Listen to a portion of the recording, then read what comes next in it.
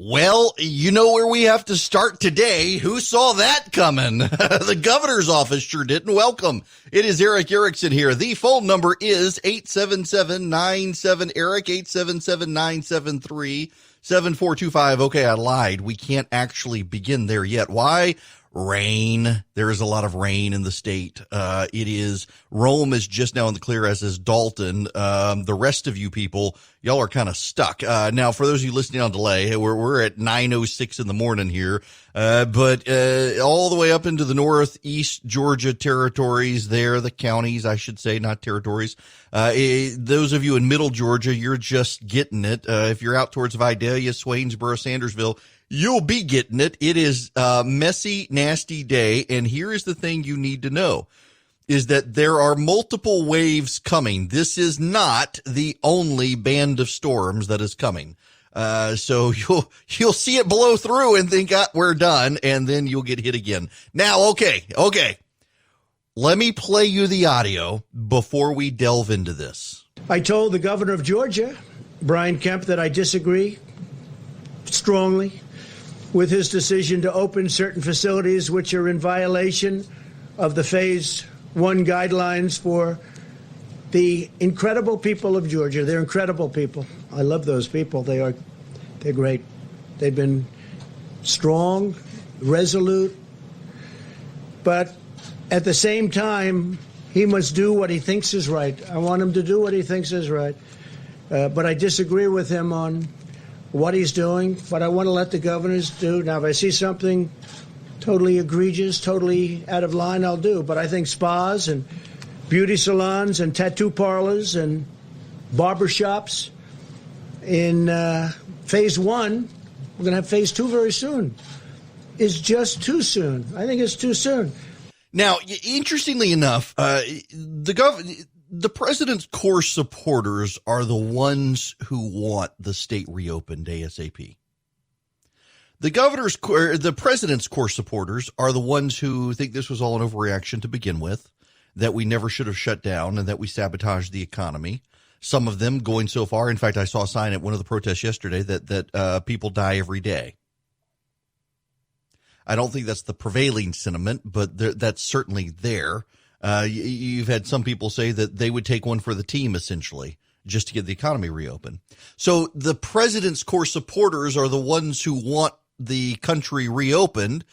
Concurrent to that, they're trying to split the baby now on this. This is the most fascinating aspect of the Trump presidency in my mind. And you know, so let me set a few parameters here as I go forward, not trying to offend anyone. Number one. Number two, the lieutenant governor is going to come join me at the bottom of the hour this morning. And number three, John King, the insurance commissioner, is going to join me at 11:30. So be around for the third hour for that.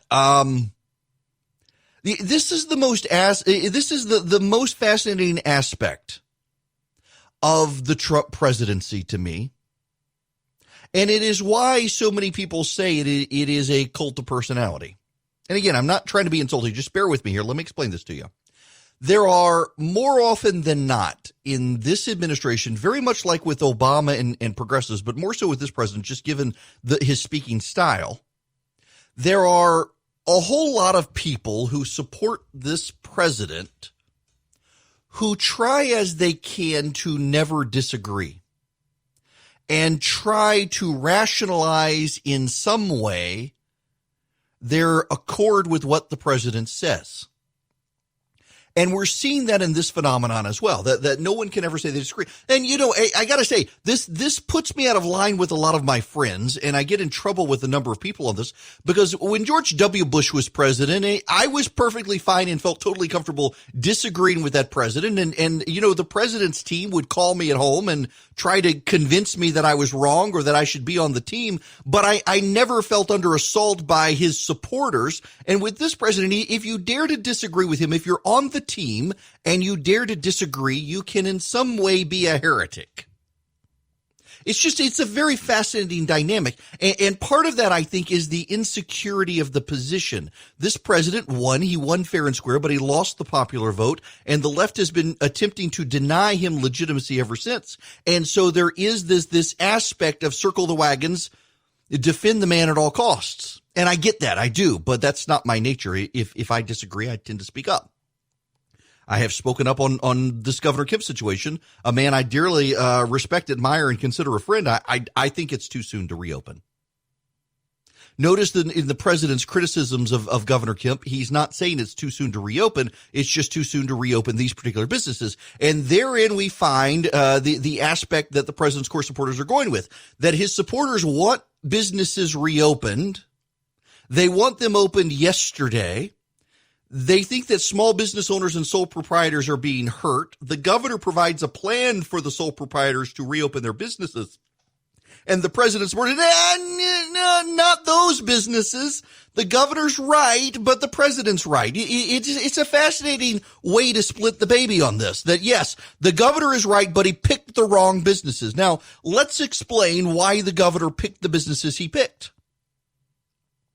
Because you do need to understand that aspect of this to understand why the governor made the decision he made. There are a lot of small businesses in Georgia now in desperate straits. Savings are being wiped out. The business owners, many of them sole proprietors, they didn't get stimulus checks because they made too much money. They don't qualify for unemployment given their circumstances. They either got denied payroll protection or they couldn't get payroll protection. And many of these businesses are barbershops, tattoo parlors, massage therapists, and services. You can't mail their services through the mail. You can't get a tattoo through the mail. You can't get a haircut via FedEx. They actually depend on their customers, many of whom are longtime clients. And they're on the verge of bankruptcy. They're on the verge of being put out of business permanently. At the same time, there's something else happening that hasn't gotten a lot of press coverage nationally. Hospitals in Georgia, across Georgia, are telling Governor Kemp it's safe to do business again. It's safe to get elective surgery. Now, when you hear elective surgery, I suspect what many of you hear is the boob job and plastic surgery. Hey, I'm electing to do this. It's not covered by insurance. I'm going to go have it done. That's not actually what elective surgery is. Elective surgery is the non-emergency surgery. You can pick the date on which to schedule the surgery. So you need a tumor removed that's not malignant. It's not an immediate danger to your body, but it does need to be removed. We can pick the day. You need the kidney stone broken up, or you need surgery to deal with the kidney stone, but it's not something that is seriously going to send your body into immediate crisis. We'll pick the day. You need your gallbladder taken out, but it's not completely failed. We can pick the day. That's elective surgery. It's not emergency surgery. You can pick the day. You can have it scheduled. You can go in. You can do it as an outpatient in many cases. And hospitals are saying it's time. We need to reopen. My producer, who tells me never to check my text messages, is texting me while I'm talking. I just want that on the record. I'm going to get the middle finger emoji any moment now. Nonetheless, he's one of those priority people, and his messages just pop up on my screen. I guess I need to take him out of the VIP list. Nonetheless, I digress. But he and I are in the same situation. We both need elective surgery for the same thing. And I'm not scheduling mine anytime soon, but it's to be scheduled. You got a kidney stone. You got a growth. You need the boob job. That's not our problem. But you've got to get it scheduled. It's not an emergency surgery. Your bone is not broken. You're not hemorrhaging. You do not have metastatic cancer that needs to be treated by removing a tumor immediately. You don't need an immediate lung biopsy, any of these things. You got a hernia, you got a growth, you got a kidney stone. You get my point. You're not having an appendicitis attack. Hospitals depend on a lot of their revenue because of that. Hospitals depend on a lot of their revenue from elective surgery. And they need that money to come back. They're hurting. They're overwhelmed, but they're hurting. But here's the thing. They've got the hospital capacity in Georgia right now. Almost every hospital in Georgia, save for Phoebe Putney down in Albany, has hospital capacity to spare. Not only do they have hospital capacity to spare, they've got the capability to ensure that COVID-19 does not spread to the patients coming in for the elective surgery. That suggests that we're over the peak and the hospitals have the capacity to handle a surge, to handle a ramp up. The field hospitals set up in the state have never been used. And so when the governor is trying to get businesses to open, the ones that he targeted for reopening are the ones hardest hit. Now, you're saying, what about the bowling alleys? Because I get this a lot from people. What about the bowling alleys? So the governor is opening a class of business. They are small business service-based industries. The barber, the tattoo parlor, the bowling alley guy, the massage therapist. Notice, you massage therapists who are listening, I said massage therapist and not massage parlor. I'm doing good. But in each of these cases, they're not products that can be sent through the mail. But here's the thing. Many of them will not be able to reopen. And this is what's gotten lost in the conversation, is that many of them won't be able to reopen. The most desperate ones may want to give it the college try. If you can wear a mask while you get your hair cut, your barber wears a mask, you're wearing gloves, the barber's wiping down his shop. See, this is why the bowling alley can't actually reopen, although it's in the class of service, small business service industry based, where you have a limited crowd size that can gather, but they can't wipe down the bowling balls constantly. They can't wipe down the touchscreens constantly. They can't do all of that in the way that the governor's requirements make. So in practicality, they can't. Technically, they're in the class that could open, but in practice, they can't actually open because they can't meet the requirements. Your barber may be able to, but here's the other thing, and this is the very specific part of it. This is about the barber who wants to try and allowing him to do it without getting ticketed, fined, arrested by making him run afoul. The nail salon, the tattoo parlor. I mean, when you think about it, a lot of people think, well, what the heck with this tattoo parlor thing? What? I don't have tattoos. My wife does. She uses the same guy for all of them in Atlanta. And it is very possible if she was to get one, not that she will, please no. She would wear a mask. He could wear a mask. She could turn her head away from him. And she knows him, and he knows himself, and he can take her temperature. He can take his temperature. He can make sure that no one's sick coming into his business. He knows where he's wiped down. He knows where he's sterilized. He's doing what need be done to take care of his clients in a way that if you're a big shop, you're not necessarily sure. I had a person call yesterday talking about a big box store that she goes to, and she overheard the manager lecturing the employees, but that they weren't doing what they needed to do to sanitize the place. And he finally realized they weren't doing it. They weren't wiping down the shopping carts. They weren't wiping down the handles. They weren't wiping down the counters. They weren't wiping down the touchpads. Meanwhile, you're a small business. The last thing you want is for someone to spread this virus in your business, because people are going to find out about it, and that is going to shut you down permanently. That's why the governor did what he did. Because actually these small sole proprietor businesses are the ones hardest hit economically and the most likely to be able to ensure sanitation to reopen. That's his explanation. Now, feel free to disagree. I still think we should have waited a week or two. The president's position is not that we should have waited a week or two, but that it should have gone to bigger businesses first, not smaller businesses. I actually think the president's wrong on that. I think the governor's right. The small sole proprietor is better able to regulate the sanitation. So that's the explanation, and that is the lay of the land. Ultimately, it's very interesting to see the dynamic, though, that it is the president's core supporters who want Georgia reopened, and they want it reopened yesterday. They're upset with the governor for waiting until Friday. And now here comes the president, and the president says, yes, slowly, but not these businesses. And those are the ones the president's supporters were rallying to, the small businesses that are going to be hurt. Not the chain stores, not the big box stores, not the big restaurants, but those small businesses.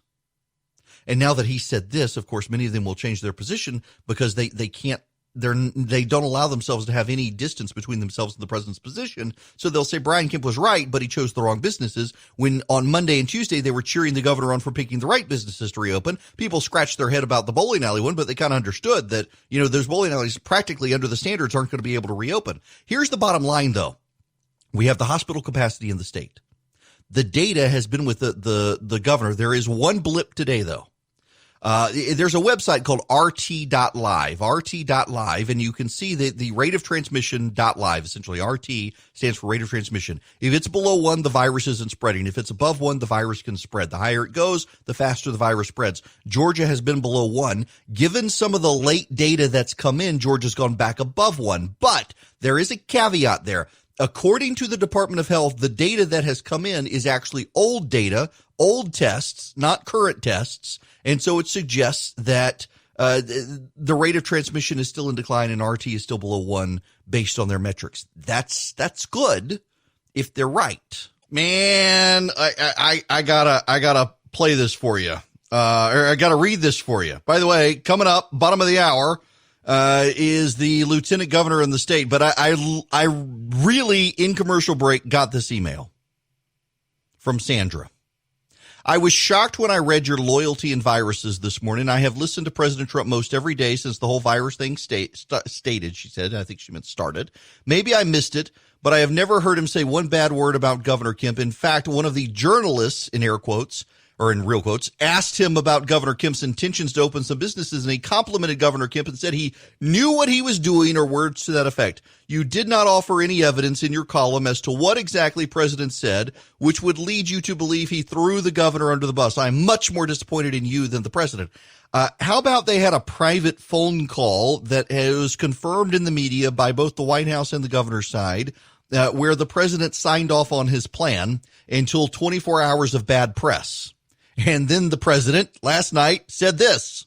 I told the governor of Georgia, Brian Kemp, that I disagree strongly with his decision to open certain facilities which are in violation of the Phase 1 guidelines for the incredible people of Georgia. They're incredible people. I love those people. They're great. They've been strong, resolute, but at the same time, he must do what he thinks is right. I want him to do what he thinks is right. But I disagree with him on what he's doing, but I want to let the governors do. Now, if I see something totally egregious, totally out of line, I'll do. But I think spas and beauty salons and tattoo parlors and barbershops in Phase 1, we're going to have Phase 2 very soon, is just too soon. I think it's too soon. Okay. So he tells the governor to go forth and carry out his plan. By the way, this has been confirmed by the White House. Before the president's statement yesterday, the White House confirmed it. The governor's team confirmed it. They had spoken with the vice president, explained what they were doing and why. The White House was okay with it. And then there's all of that bad press. I played for you yesterday, all the clips of all the bad press. And now the president says he strongly disagrees. Y'all, if you can't interpret that as throwing the governor under the bus after 24 hours of bad press, I can't help you, because that's what it is. It is the fine nuance of the president's supporters trying to carve out a path between these two to avoid the implication there. But can you not at least acknowledge it looks bad when the president says he strongly disagrees with the governor after telling the governor that he was okay with it? I got nothing. Listen, I have gotten to the point in my life where I realize life is too short for me to try to defend stuff for people who only hear what they want to hear. And the cult of personality partisans there. Okay, whatever. Now, what are we going to do? Is the governor going to change his mind? Is he going to? I don't think he's going to change his mind here. One thing about the governor of Georgia is he doesn't like to be bullied. And he doesn't like to look like he's being bullied. So I don't think you're going to see him change his mind. Now, maybe he can come out and say, look, in the last 24 hours, the data has shifted. And that is a justification for him to change. That potentially it is. because we are now, based on the overall metric, above the rate of transmission is above 1 again. And you got to be below 1 to start opening businesses, and it's shifted, although they have an explanation for it. I don't know. Coming up, the Lieutenant Governor is going to join me. Maybe he'll have some answers. We will figure it out. Welcome back. It is Eric Erickson here, the Eric Erickson Show. The phone number 877-97-ERIC, 877-973-7425. Joining me by phone, the Lieutenant Governor of our great state, Geoff Duncan. Good morning to you. Good morning, Eric. You have the high risk of either hearing lightning in the background or one of my kids screaming. So I'll apologize it is in the advance for exact both. same thing here. The exact same thing. I can hear a kid running around, probably doing something dangerous behind the soundproof doors, and it is lightning here. We live the same life. Yes, this is true. Okay, so I got to ask you out of the gate here. What are your thoughts on this reopening plan, particularly in light of what the president said? Well, really supportive of both the president and the governor have both shown great leadership through this entire process. I mean, certainly nobody runs for office thinking pandemic is going to be, on the top of your to-do list each and every day for an extended period of time. Look, this is about very small incremental steps, and I think details do matter. In a day and age where it seems like 5-second sound bites dominate decision-making in too many places, this is about taking very small incremental steps with just a very small handful of businesses that essentially the government had walked up to with just an hour's notice, sort of, and said, you got to just shut your business and walk away from it. The details of this are that there's so many steps and rules and regs around having to be safely operating with your consumers. And so, look, I think these are great first steps to take, but they're just small. This is step one of 1,000 probably that we're going to have to take and make sure that we continue to keep the health and well-being of Georgians at the foremost. Well, I'm glad you say that, because I get the sense. Take, for example, the bowling alleys. I understand why it's on the list and that they're small businesses, often sole proprietors, service-based, but that in practicality they probably won't be able to open because they won't be able to meet the standards, even though they're on the list. And there just seems to be, I don't know whether it's just willful or what, but a lot of misreporting about what these initial steps to open businesses are. And I thought the governor and you on Monday were very clear in how to move forward, and yet you can't control how the media reports these things. Yeah, you can't govern 11 million people based on what you read on social media or in the bottom of a blog. I started picking up the phone 2 weeks ago and cold calling CEOs and small business owners across the state. And I mean big businesses and small little, shops and wanting to understand the nuances of their business and their strategy to go forward and their industry. And some of the things I discovered were eye-opening to me, and that it hammered home the fact that no two businesses are going to recover the same through this. No two industries are going to be able to have the same practices and standards in place, because this ultimately comes down to, we can talk about government oversight and all of that, and in certain lanes that's very important. But this is all about consumer confidence, right? I mean, you think about the economic side of this. There's really two crises that we're facing. One is the standard recessionary pressures, right? The textbook says when a recession starts to move in, you've got issues with lack of liquidity, access to capital, unemployment. But the other thing that's new to this whole slowdown is this throttle on the consumer. No, every business has got, a restricted flow to their consumer. And so everyone's going to have to gain consumer confidence, right? Whether it be a Waffle House or whether it be a bowling alley or any other business, they're going to have to make sure they have the standards in place because the consumer is expecting it. Yeah, it's, and for example, I just found yesterday Amazon has their disposable good sanitized masks back in stock. I'm baffled, by the way, when I go to the grocery store seeing all the people with these surgical masks on, where I've been looking for them for weeks and can't find them. And so, yeah, the supplies and stuff, I guess, aren't there necessarily for all of these businesses to get back and going. But at the same time, there is the other issue here, and that is, of course, the state tax revenue system. You guys still have an open-ended budget for next year. We're going to have clear revenue shortfalls. And, I mean, what are you looking at as far as the state financial projections go with all this? Yeah, so, we're in active daily meetings talking about strategy. The posture of the General Assembly is that we suspended our session about 5 weeks ago. And the only piece of business that the Constitution says we got to close out before July 1st is the budget for 2021. And certainly that process is going to look a lot different than we thought it was going to look 2 months ago. You're obviously going to be dealing with declining revenues from sales collection. And then you've also got new pressure points in the budget, things that you never thought you'd be spending money on. And then you also have federal involvement. And so we're actively working together with the House, the Senate, and the governor's office to understand that process. And certainly we're going to have to get back in and make some tough decisions. And certainly it's going to look a lot different than we thought it would. But it is definitely one that we're paying attention to. Now, every time you and I have talked, education seems to come up, and I'm going to force it into this conversation right now because I know it's an issue you care about.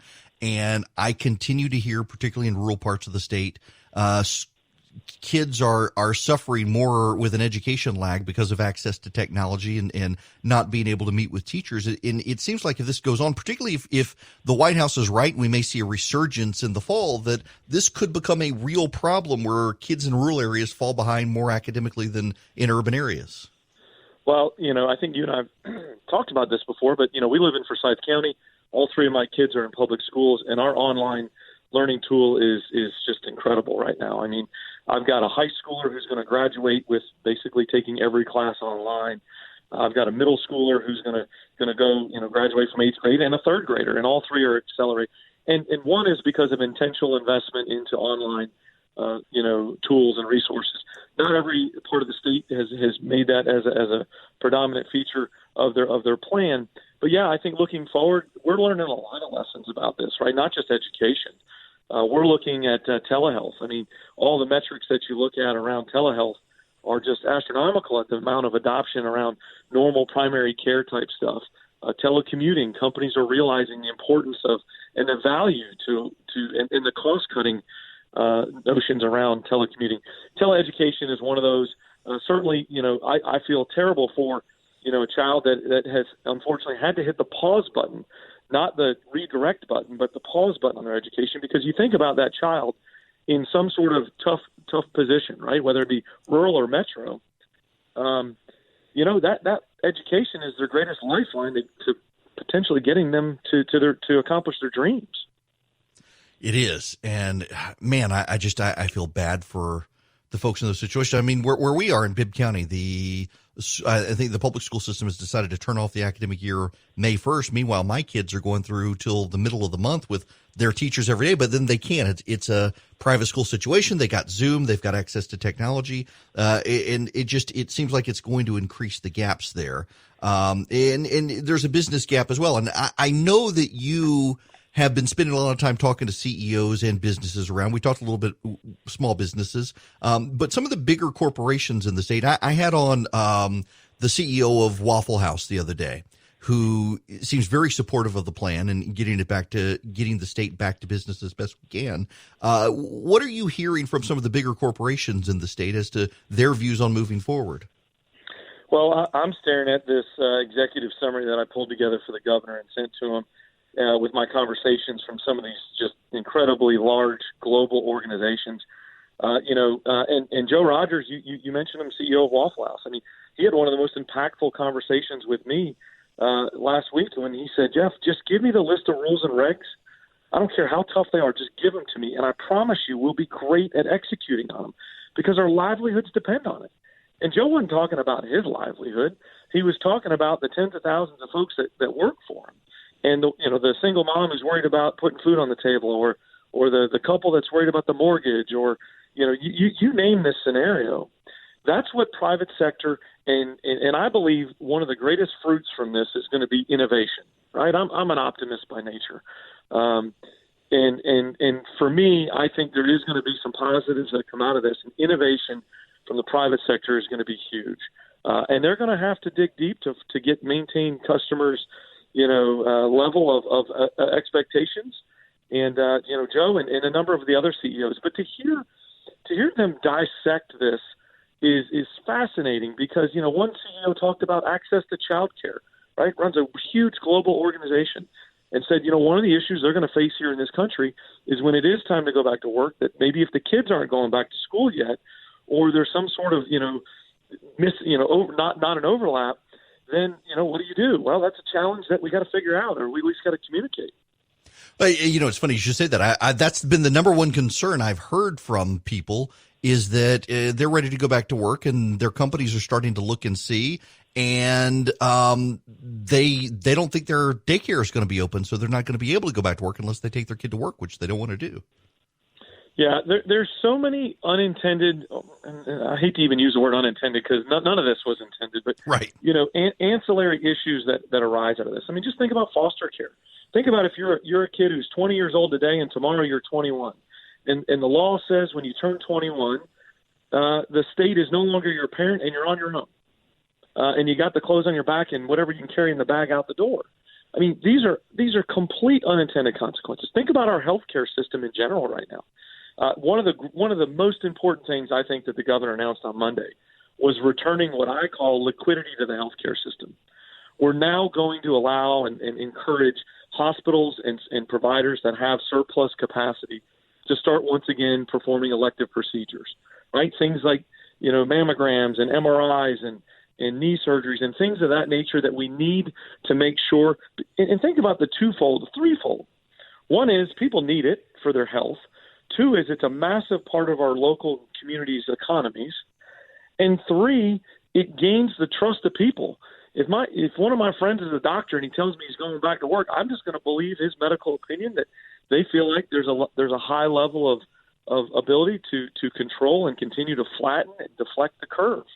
Mm-hmm. And certainly we're going to see that continue to play out. Well, look, I know you have had plenty of conversations, and I know you like to talk policy and where we're headed as a state, and yet this is the first news cycle that we just can't shake. Week after week, we're still talking about it, and I appreciate you coming by to talk about it, all the unforeseen events that come along with an unforeseen pandemic. Yeah, that's right. Yeah, it's funny. I told the kids the other night, I said, kids, I reviewed all my stump speeches from running for lieutenant governor, and I don't remember mentioning pandemic. But certainly, look, this is the time we're in. Leadership matters.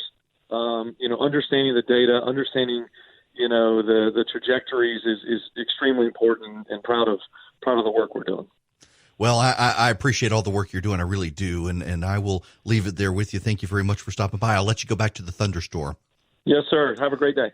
You too. Lieutenant Governor Geoff Duncan, all of us here, unless you're in Rome, you're clear right now. I'm a little jealous. It is storming here in Middle Georgia. We will be back. There really are so many this is unforeseen. The whole situation is unforeseen. We should and can acknowledge that. Nobody saw a pandemic coming. And then there's the ancillary fallout as well. That we're now seeing things we knew might be problems and realizing that some of them are problems and some of them are not problems. And concurrent with that, you've also got people pushing their agendas. So, for an example, you've got CNN. Where is this? Yes. I saw Charlie flag this on social media. Yeah, let me play this audio. I haven't even heard this audio. I don't even know what it says, but I know it's on CNN, so there's no profanity. Let me cue this up and play it. We can listen to it together. I will use my brilliant mind to offer conservative commentary based on values and principles on a TV news clip I have not yet actually heard. What about the effects that are harder to see? What is this pause in the Industrial Revolution doing to the chemistry of our sky? Locals in northern India say they can see the Himalayas for the first time in decades. And before and after satellite imagery shows how nitrogen dioxide pollution over North America's big cities is down by as much as 30%. But the blanket of heat-trapping gases around our planet is still thicker than ever. And there seems to be this perception that maybe the virus has helped humanity buy some time when it comes to global warming. What's wrong with that assumption? We'd have to keep doing this even more and do it for the next 30 years to really begin to bend the curve on the greenhouse gases in the atmosphere. It's kind of like having a really huge bathtub in the sky filled with pollution, and we have the faucet pouring more in. And all we've done is kind of turn down the faucet a little bit, but it's still filling up. Thanks to the current oil crash, when the lockdown is lifted, we'll see the lowest gas prices in generations. And with Donald Trump's Environmental Protection Agency gutting dozens of regulations, experts say a spike in pollution seems inevitable. Both the EPA and Earth Day were born when the air and water got too foul for everyday Americans to ignore. 50 years later, science is warning that the storms, floods, and fires of the climate crisis are growing too frequent and too severe to ignore.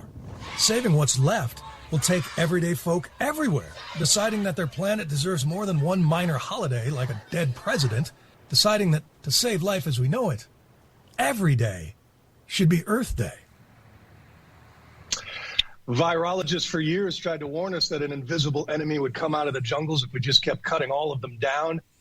And they were right. So if any good can come of this, Allison, maybe it's an understanding that the climatologists who are warning about the invisible enemy up in our sky and in our seas, maybe we should take them seriously too. Wait a second. Every day should be Earth Day.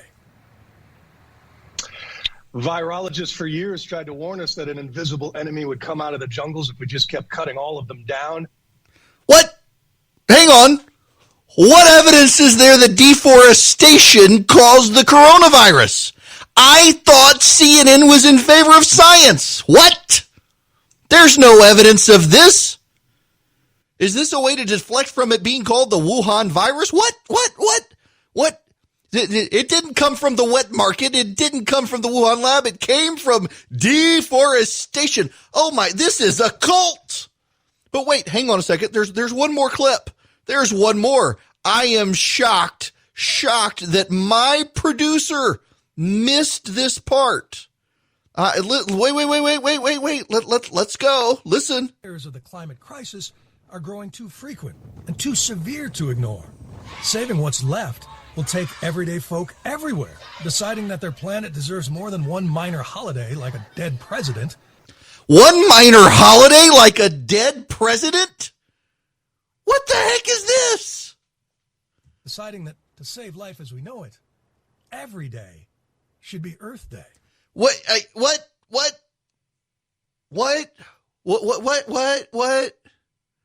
I'm baffled. What does a dead president have to, a minor holiday like a dead president? What? Is there a, let's not read more into that, but what a curious line. And then the deforestation line. The virus did not come from deforestation. There's no evidence of that. But here's the other thing. So here's CNN's Bill Weir, who is their global warming guy. He's their environmentalist, in-house environmentalist reporter. And essentially what he's saying is, this is really bad, but it's only going to get worse. There really is no hope in his reporting. And is that how environmentalists really view this? I mean, essentially, he has on the expert who says, well, we're still polluting. We're just not polluting as much, and we've got to turn it off. What do we have to do? We have, all of us are, and this gives you an idea of why we're never going to do these things. How many of you are stuck in your home? How many of you have not been out of your house in a while? And you're not going to get out of your house anytime soon, are you? And yet you're staying in your home, you're not driving your car, and we're still polluting, and we've got to still do more? What more do we do? Go back, turn everything off, turn the air conditioning off, turn the electricity off? We've turned off the cars, we're not driving. We can't do mass transit anymore. Nobody's going to be doing mass transit. Car sales are on the rise now. Car sales are on the rise because nobody wants to be stuck on a bus with Coffee McCoffster, who's not covering his mouth while he coughs out the coronavirus. Nobody wants to be on the subway with the Tide Pod eaters who are licking the poles. Nobody wants to do that. So what are you going to do? I mean, this is so yes. Funny, oddly enough, everybody's staying home, not driving their vehicles, not going out, not doing these things. Oddly enough, yes, The wild is coming back in. The wild is coming back in. The people are home, so the deer are roaming the streets. There were vultures over New York City last week, which I actually found that to be a hysterical story, that vultures were seen circling the city. What? Really? God's got a sense of humor there. But the level of desperation there, and then the twist at the end, that deforestation caused the virus, and there is zero evidence for that. This goes back to what I was saying the other day. When you go into a crisis with a bunch of presuppositions and you come out and you still have the same presuppositions, nothing has changed. That says that's all you, and it's a problem with you. And here's Bill Weir, who goes into this, everything's a calamity, everything's a crisis, and he comes out, everything's a calamity, everything's a crisis. Oh, and deforestation caused the virus, even though there's no proof of it. Why should we take him seriously on anything? Why should we take the environmental? Oh, and Greta Thunberg has reared her head to lecture us as well. Good grief. It's great to have a sponsor of the program that I don't even have to read a script for or anything. You know, they send scripts, but I don't have to have one with Quip, because Quip is my toothbrush. It's my wife's toothbrush. It's my daughter's toothbrush. It's now my son's toothbrush. We are a 100% Quip household in our family, and I will tell you why. Because with some of those vibrating fancy doodad toothbrushes, they're super expensive. You have to take a charger with you. They're hard to keep up with. The brush head size is so big and poorly designed, it doesn't fit in the back of your mouth, so you can't get the back of your mouth and the teeth clean. With the Quip, it is well designed. You can tell that it's designed by dentists and designers working collaboratively. It's a great toothbrush. If you don't know what the Quip is, it's a battery-powered toothbrush where every 3 months they send you a new brush head for just $5. So you brush head stays clean and in shape. You get a new battery. It's a AAA battery that it works with. And here's the cool thing. It vibrates great to clean your teeth, and every 30 seconds it pulses so you know to change position in your mouth. And after 2 minutes, after you've got the dentist recommended 2-minute brushing, it turns itself off, so you don't have to worry about it. There's no fancy charger to carry around or keep up with. You just your toothbrush, and it comes with a great little travel pouch you can put it in. It's a great design toothbrush. I've used mine for so long. Every time I go to my orthodontist now, I have braces, and every time I go to my dentist, he wants to know if I'm using teeth whitener, and I'm not. I'm just using my Quip twice a day for 2 minutes, just like dentists recommend.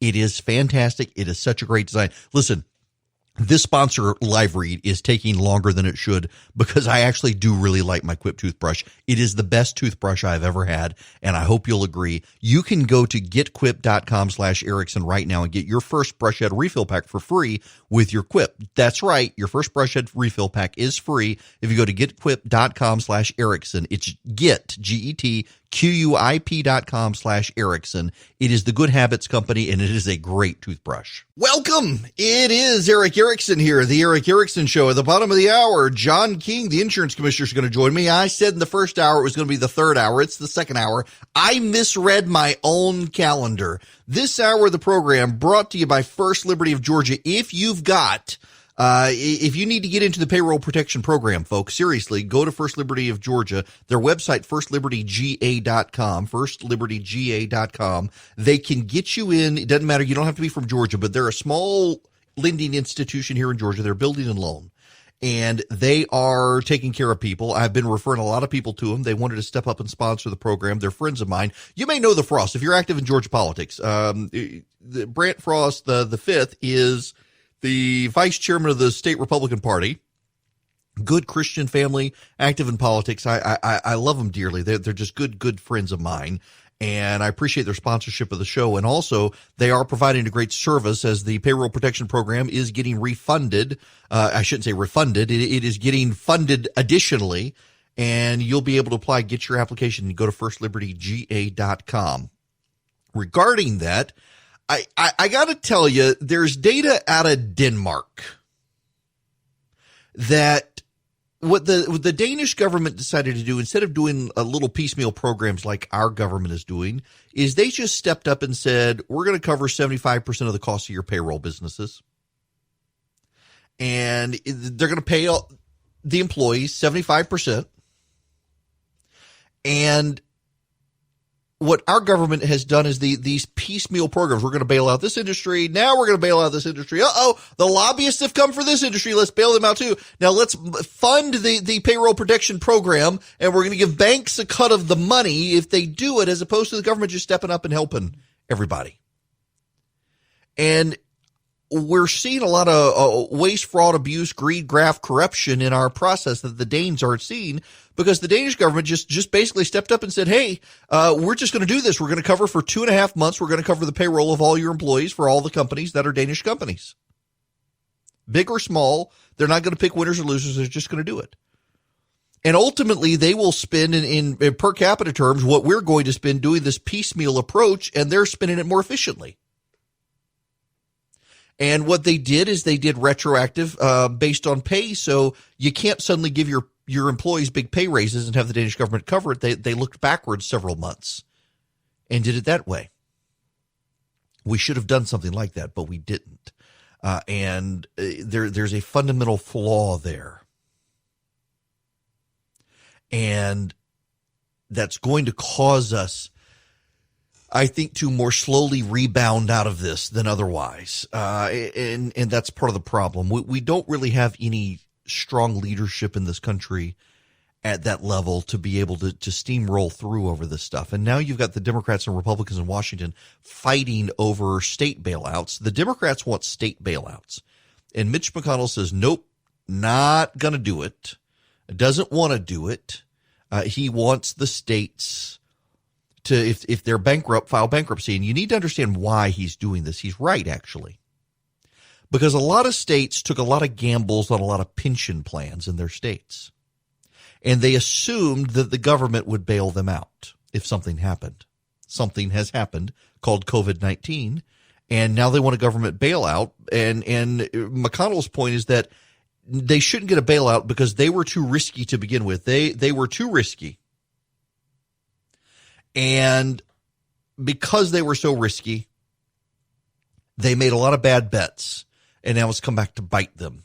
And I personally think he's right. Now, for those of you just joining us, I will play the audio again. If you haven't, it's been all over the news this morning. I don't know how you missed it, but if you missed it, let me play the clip again. I told the governor of Georgia, Brian Kemp, that I disagree strongly with his decision to open certain facilities which are in violation of the Phase 1 guidelines for the incredible people of Georgia. They're incredible people. I love those people. They're great. They've been strong, resolute, but at the same time, he must do what he thinks is right. I want him to do what he thinks is right. But I disagree with him on what he's doing, but I want to let the governors do. Now, if I see something totally egregious, totally out of line, I'll do. But I think spas and beauty salons and tattoo parlors and barbershops in Phase 1, we're going to have Phase 2 very soon, is just too soon. I think it's too soon.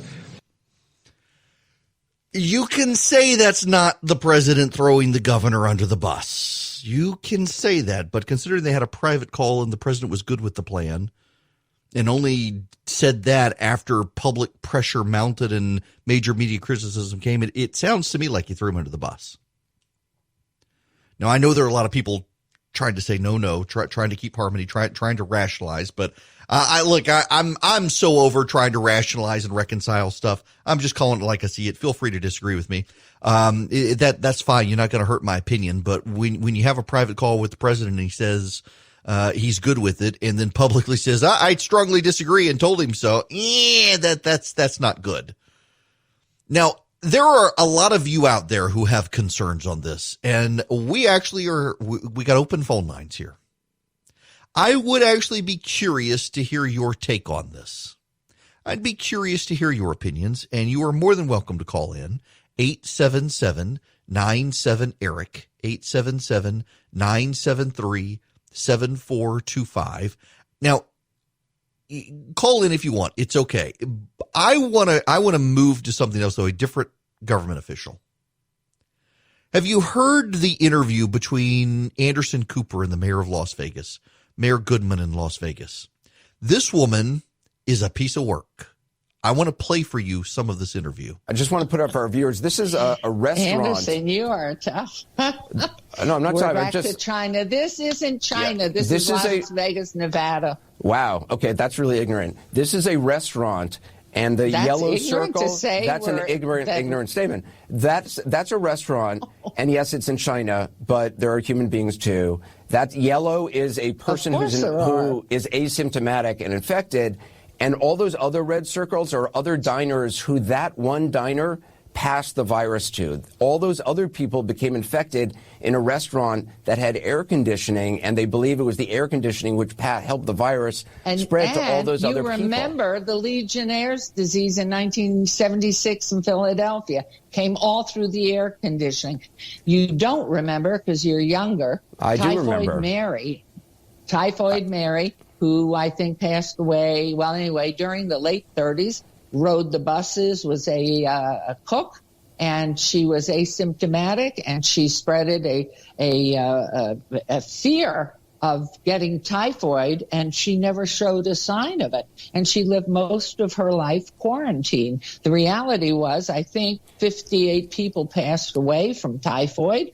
And so we're aware of this. We learned from history. Right. We've had Ebola. We've had the West Nile. We've had polio. We've had these horrific, none of those were as painful. Infectious in Las Vegas. I mean, you didn't have people with Ebola on a casino floor. You know what? If you did. Well, we don't know that. Well, yeah, you do, because if you had it. The neighbor of mine died from West Nile because the swimming pool on the next property was filled with mosquitoes, and the people who had abandoned the house left the pool full. So we live with this. This is part of life. Just as mayor, the aren't challenges.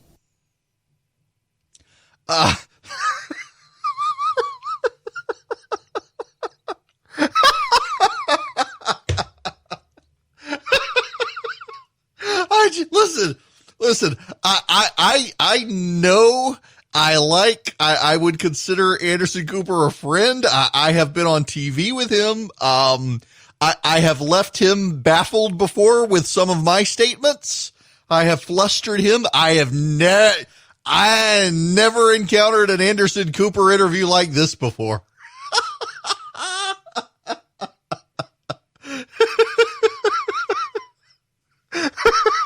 Now, this woman, this is Oscar Goodman was the very famous mayor of Las Vegas for eons. He's still alive, but very old now. So his wife took over for him. You should know that the mayor of Las Vegas is really more of a ceremonial figurehead than anything at this point, the way the county government is structured. A big business booster. Now, part of the clip that's not in there of what I played for, because this interview went on for a good 10 minutes. I can't play that for you. I should, but I can't. I would get in trouble. You can't play a clip that long. She says she wants a plan to reopen all the casinos immediately. I'm with her. I want that plan. I'm ready to go. I don't even gamble. I want to go. So Anderson Cooper asks her what her plan is to keep people safe. That's not my responsibility. Nope. She wants them all open. As the elected mayor of Las Vegas, though, she's not concerned. She just wants the gamblers in the casinos. Now, here's the thing. I don't mean to make light of this, but as Anderson rightly points out, this virus, polio mostly affected kids. It affected adults, but mostly affected kids, was not nearly as infectious as this. This is way more infectious than the West Nile. West Nile was a type of flu, by the way. It was an influenza virus, and people have some level of natural immunity to influenza because we've had influenza for over 100 years. Influenza, by the way, was very, very deadly when it first hit the Spanish flu wave. What was, if I understand it right, don't hold me to this, but I believe that the Spanish flu was really the introduction of influenza into humanity at that scale. And it mutated several times. It was very deadly at first, but it has recurred, and people built up natural immunity to it, which is one reason some people have said maybe we should build herd immunity to COVID-19. Maybe. The Swedish are trying, and it depends on which media outlets you read as to whether or not you think they're succeeding. They're hoping to get to herd immunity, but it's been a very deadly process for Sweden along the way. Sweden has fewer people than Florida and has seen more people die than in Florida, and it's mostly an urban area thing. And, by the way, that's the thing with this virus. COVID-19 is more likely to impact urban areas than rural and ex-urban areas. The suburbs and the urban areas are the hardest hit because it spreads more easily in those crowded areas. There's per capita, yes. South Georgia and rural parts of the state technically are hit harder, but they're actually not because many of those cases are not as severe. One of the things, and they don't know this, they don't know for sure, so I need to preface it with this. They don't really know for sure, but there is some rampant speculation among scientists that the difference between people who get it really bad and people who don't get it very bad is the duration of exposure. They know, for example, with influenza, that when you come into contact with someone who has influenza and you get it from them, if you've only had brief contact with them, you're not going to get a bad case of influenza. But if you come into contact with someone and you have prolonged exposure or deep exposure, so say it's the difference between passing someone in the grocery store who happens to breathe water vapor that you inhale and it has the virus versus kissing that person. You kiss that person, you're going to get a worse case of the virus. And they believe there is some anecdotal evidence, but enough anecdote now that they're beginning to consider it data, that that's the very same way that this happens too, that the coronavirus, the depth of your symptoms depends on the depth of your exposure. Very interesting to think about. And so that makes the person, like, for example, I know someone, I won't give you the name of the grocery store, I don't want to disparage the grocery store, but I know someone, I've mentioned this, that there was I have someone who is a listener to this program, who we don't know each other in person. We know each other over really the internet. We've exchanged messages mostly on Instagram over time. And he got the virus. He got COVID-19, and he had not left his house except to go to the grocery store. Went to the grocery store, came home, and about 4 days later started feeling bad, and that's the only place he'd been. And he's a veteran, and the VA really took care of him. He's just effusive in praise with how the VA handled the situation.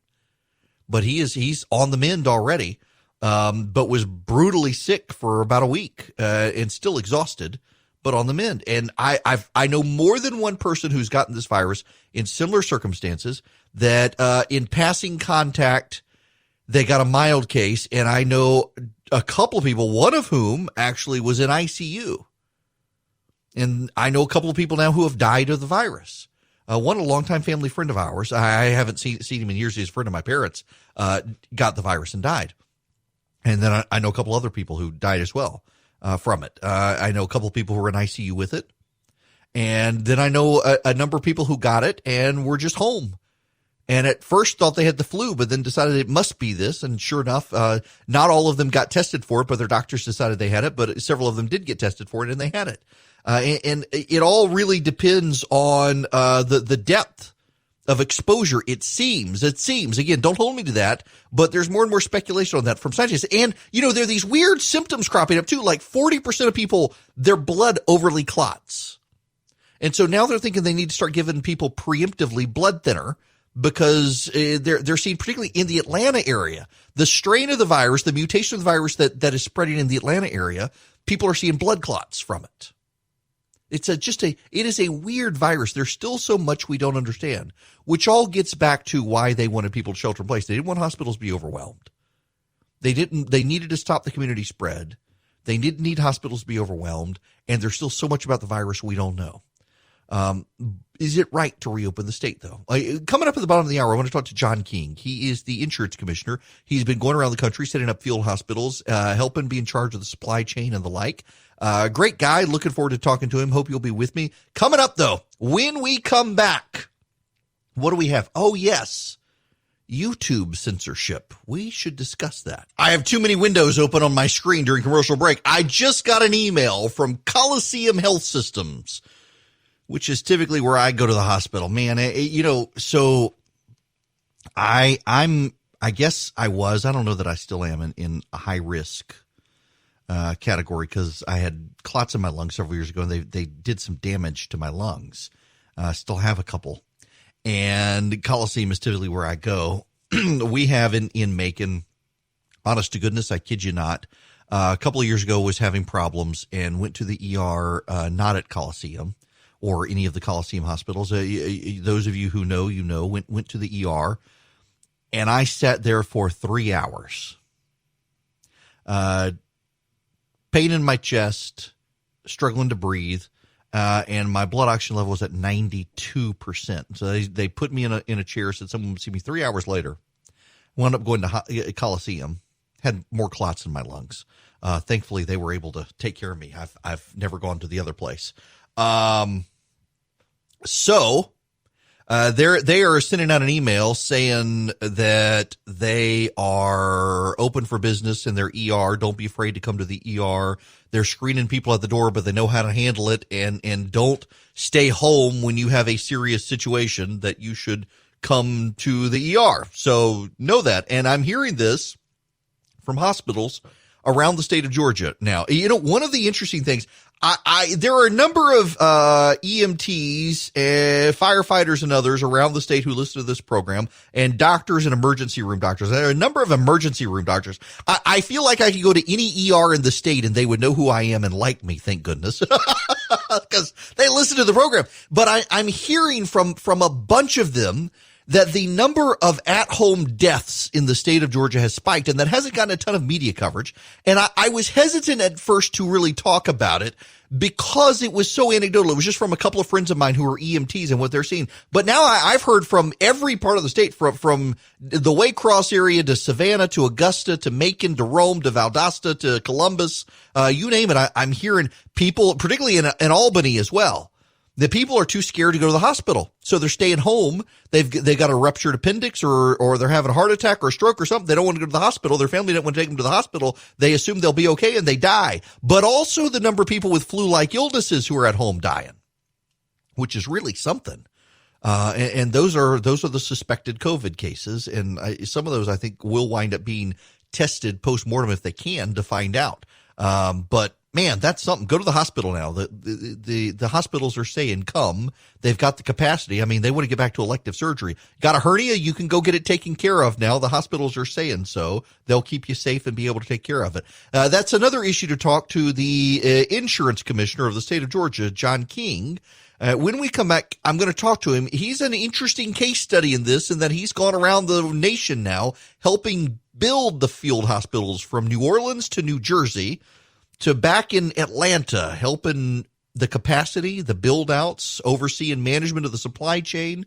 Should be an interesting conversation. Stick around. Coming up after this commercial break here across the Eric Erickson Show network of stations. Welcome. It is Eric Erickson here. Hope you're having a great day. Joining me by phone, a man I've been dying to talk to given what he's been doing, the insurance commissioner of the state of Georgia, John King, joining me. How are you, sir? I'm doing great, Eric. How are you? I am great. Now, yeah, I really have been dying to talk to you because I know you've been around the country, not just here in Georgia, doing things, building field hospitals, New Orleans, New Jersey, and now back here in Georgia, helping again with the situation. Can you just kind of give listeners an overview of what you've been up to in the last month or so? It's been quite busy. I was, I think, shortly after I spoke to you the last time, I got orders to report back to duty to Fort Sam Houston in San Antonio, which is the Army North Headquarters, which is the Army component that supports all responses for the Department of Defense for the land component. So we work with FEMA, we work with the states, and my first mission was to go to New Orleans and help build out the Montreal Convention Center and work with the great folks in New Orleans, building a hospital capacity. Soon after that we turned that over to the local authorities. We moved to New Jersey, and we started building Edison and Atlantic City, and we started working up in Newark.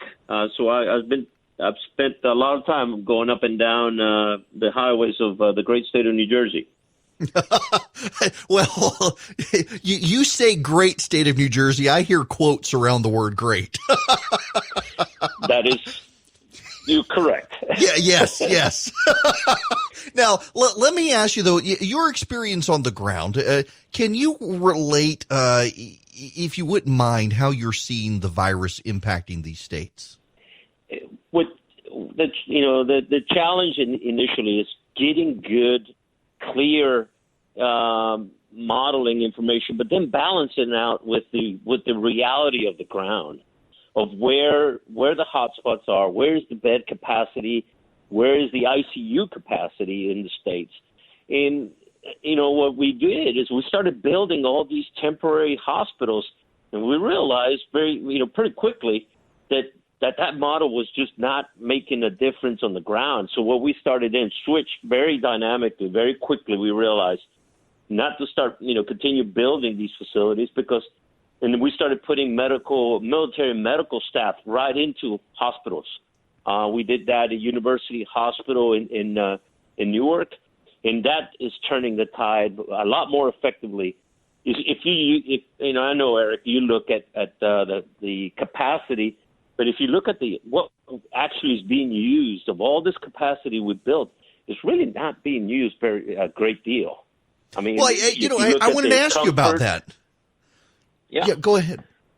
No, you brought the comfort to New York, and if you look at the patient loads, it's pretty small because it takes a lot of infrastructure to build a field hospital and to make it into an ICU capable. And so we realized very, very quickly, and we changed our strategy very quickly, and then started putting military medical staff into hospitals, and that is really turning the tide rather well. Well, so regarding the tide, now, of course, the governor wants to slow roll and open starting this Friday. The president has said he disagrees with the class of businesses to do it. My understanding is a lot of it has to do with sole proprietors, small businesses that didn't necessarily get PPP, at least allow them the opportunity if they can maintain some standards. And meanwhile, we've got some conflicting data, I guess, depending on which website you look at, as to what's actually happening with capacity in the state of Georgia. And what's your information or your standpoint there on capacity in Georgia and our ability to handle any surge? I'll tell you, there's incredible capacity. Georgia has, and especially in the metropolitan areas, we have some fantastic, very professional administrators managing that capacity. So the challenge is we have to, I learned this very early, is that we look at the military, we look at bed capacity, and when we see a hospital operating at 95%, we see that as a danger signal. We think something's really wrong. But when you talk to the hospital administrators, they say, yeah, that is good. That means that we're operating at optimum capacity. So we look at this problem from different sides.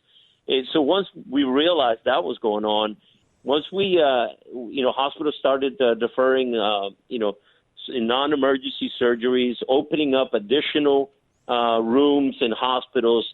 We opened a dental ward, and we turned it into an ICU capacity at University Hospital in Newark. That gave us additional beds, and you have oxygen available. You have medical staff. Building something from scratch and having to pump oxygen and all the other gases that you have to bring into a temporary facility is really hard work, and it's very expensive. Oh, I would have bet so. Now, what's your prognosis here in the state? And I do need to get into and let you transition how you want into the insurance situation in the state with people and testing and all that. I tell you, prognosis is good. I mean, the governor, issued his announcement, and of course, everybody's funny because everywhere I go, somebody shows me a different model. It's to suit their political agenda. My model is better than your model. Right. It's kind of it's kind of sad and ridiculous. So what I really look is what is the bed occupancy? What is the ICU capacity? What are the ventilators? and we, I think, are doing a really good job of managing that. We're realizing now that, we got to get, our testing up so we can then identify where the hot spots are. And so we can then isolate them and make sure that the spread doesn't continue. So we're going after that.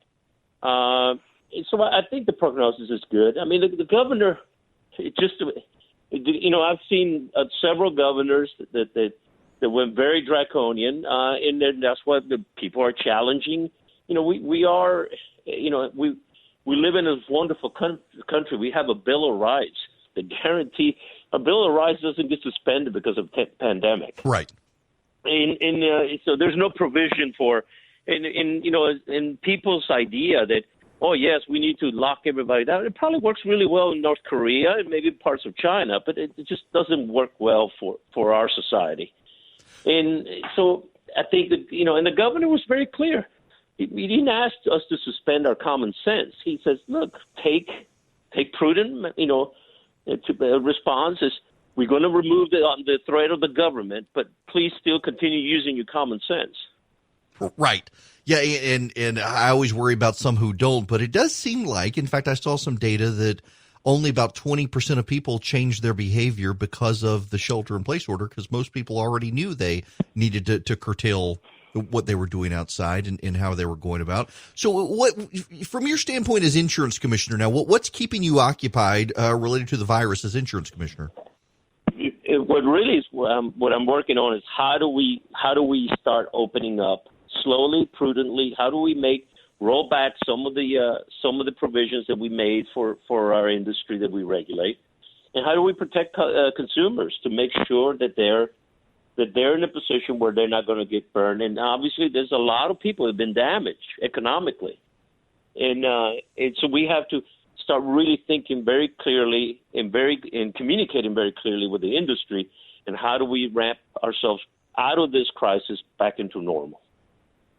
And I guess that leads to the logical question then of how are you advising these businesses to ramp back to normal, and how long do you think it'll take for everything to get back to normal? Goodness, we're communicating. We started communicating this week. There's a couple of industries. Obviously, the risk factors have been greatly reduced because there's not so many people driving. So you've seen a lot of the insurance companies giving out money back to their consumers because obviously the insurance is not at a risk. As that risk warms up and increases, then obviously they'll make some adjustments. We just have to make sure that people are not trying to jolt their consumer back into normal process.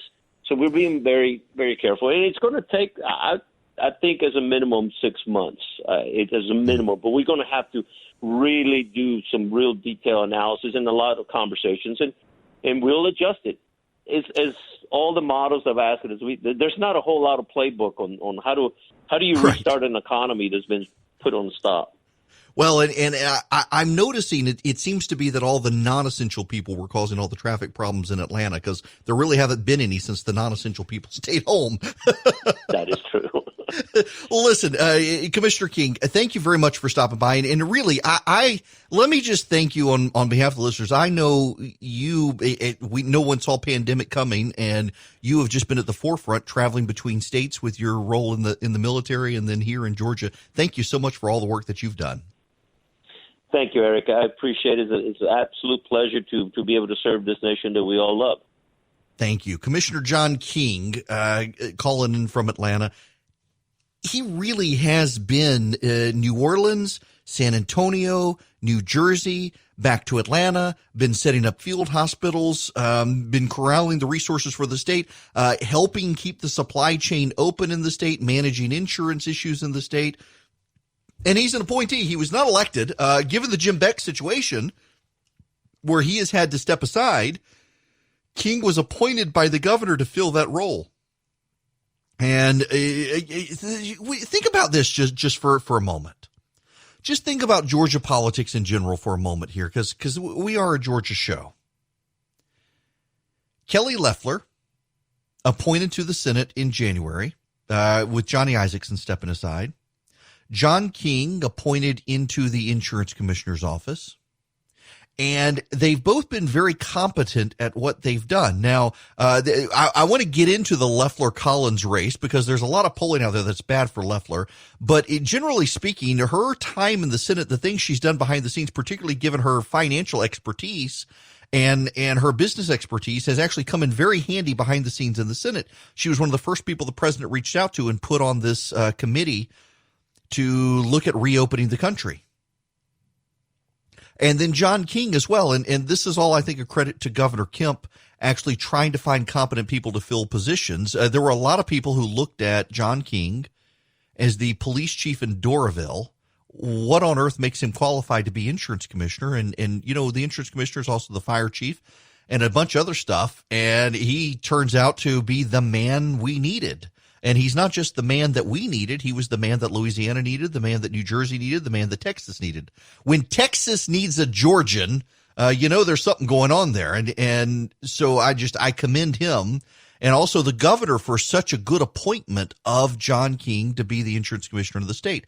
And as he said, we're not dealing with a lot of the insurance commission issues right now because by and large, your insurance can't get canceled right now. He put that in place. They can't cancel your insurance. And there are medical insurance issues, obviously, that he's dealing with, but car insurance and liability insurance, things like that, he's not having to deal with so much. It is the supply chain and keeping things open and assigning resources around the state and field hospital capacity.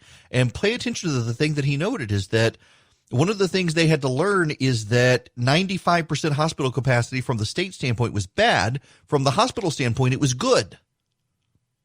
And they had to rearrange their thinking on this, that they had to trust the hospitals on capacity. And it turns out the hospitals have not had the capacity concerns that a lot of people had or expected them to have. They haven't had those. And now, even now, they're winding down. We spent a lot of time talking about the number of people who've gotten COVID-19. In fact, let me pull up the number real quick. I haven't done this today. If you text data to 33777, you can see where I'm getting the numbers from. 21,102 cases now in Georgia. 4,018 people hospitalized. The hospitalization rate's actually gone down now to 19. It had jumped up to 20. He's back down to 19. 846 people dead. That's a 4% mortality, higher than the national average, but not terrible. The bulk of the deaths come from Dougherty County. Let me give you, there are only a few counties that have thousands of cases. Fulton County has 2,255 cases and 85 deaths. DeKalb County, 1,609 cases, 31 deaths. Dougherty County, 1,479 cases, 106 deaths. Gwinnett County, 1,273 cases and 46 deaths. And Cobb County, 1,272 cases and 63 deaths. Every other county is in either triple, double, or single digits. There's still a number of counties out there that only have single-digit cases.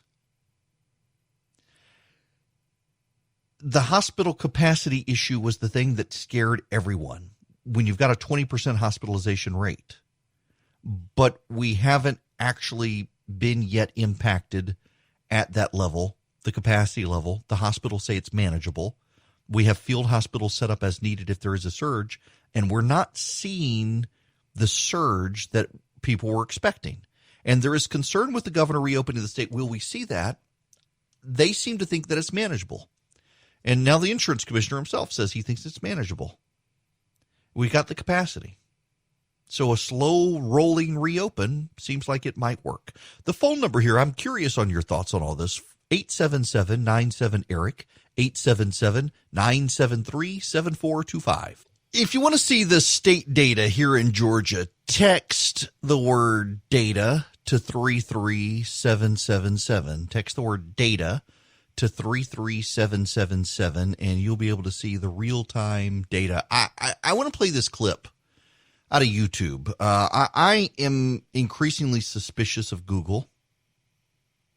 Don't think that they respect people's privacy very much, and I'm not as suspicious of Facebook. Now, full disclosure, at my Resurgent conference, both Google and Facebook have sponsored my Resurgent conference in the past. And while I've got a lot of criticisms these days of some of the things Facebook is doing in bringing in humans to regulate information and control it, Google Well, let me just play you this clip from the YouTube CEO. We've actually seen a 75% increase in the news coming from authoritative sources since the beginning of 2020.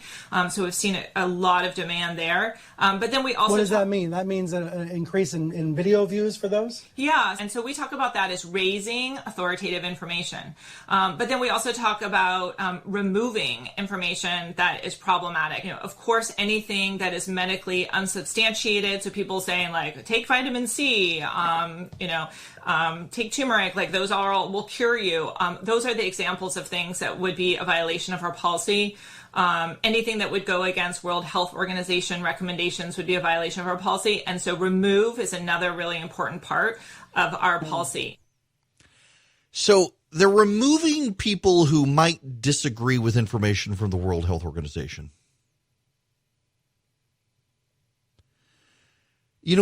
Would they remove information when the World Health Organization was backing up China that there wasn't human spread and people on YouTube might have said there was? Would they have removed that? When the World Health Organization said there wasn't a pandemic and it was spreading around the world, would they have removed that? This is the problem. The World Health Organization is increasingly a propaganda arm of the Chinese communists. And there are people who will defend the World Health Organization, but I don't think you can defend the management in the top tier of the World Health Organization. And that's problematic. And YouTube is censoring on their behalf, essentially. That is problematic. All of this is fraught with all sorts of problems. And I think they need to rethink that. And I continue to be suspicious of Google trying to control access to knowledge. To the phones we go. Cheryl, you are going to be next here on the Eric Erickson Show. Welcome. Thank you. I hope you're doing well today. I am. Hope you are too. Yes, thank you very much.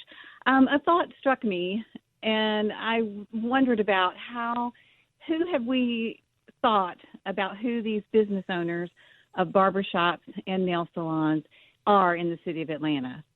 I would imagine that a large proportion of them are African American or minority owned. And I saw a story last week on a local station about the hardships that those business owners were undergoing during this shutdown.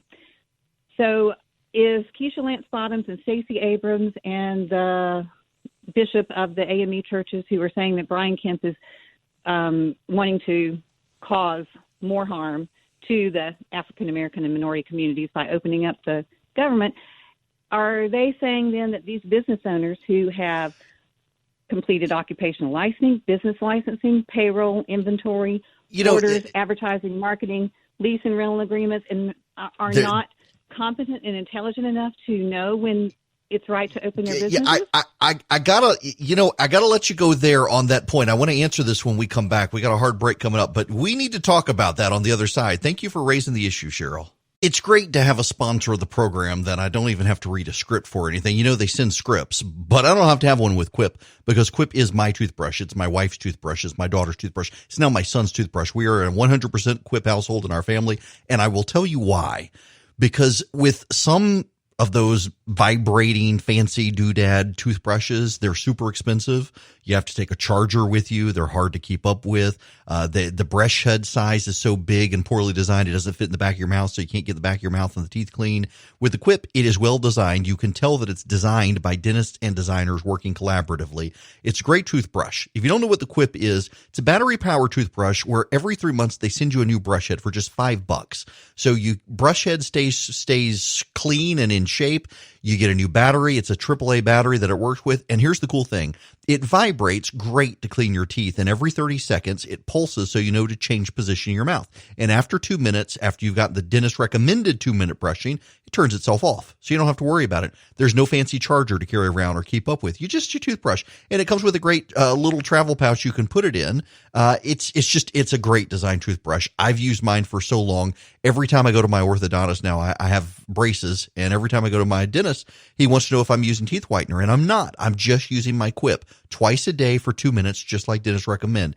It is fantastic. It is such a great design. Listen, This sponsor, LIBERATE, is taking longer than it should because I actually do really like my Quip toothbrush. It is the best toothbrush I've ever had, and I hope you'll agree. You can go to getquip.com/Erickson right now and get your first brush head refill pack for free with your Quip. That's right. Your first brush head refill pack is free if you go to getquip.com/Erickson. It's GetQuip.com/Erickson. It is the Good Habits Company, and it is a great toothbrush. Hello, Georgia. It is Eric Erickson here. I hope you're having a good day. The phone number, if you want to call and chat because you're stir crazy and tired of talking to yourself in your home, is 877-97-ERIC, 877-973-7425. So at the very end of the last segment, Cheryl called, and she had a question about and was pondering the effect of the governor's order on small businesses, particularly African-American minority-owned businesses in Atlanta.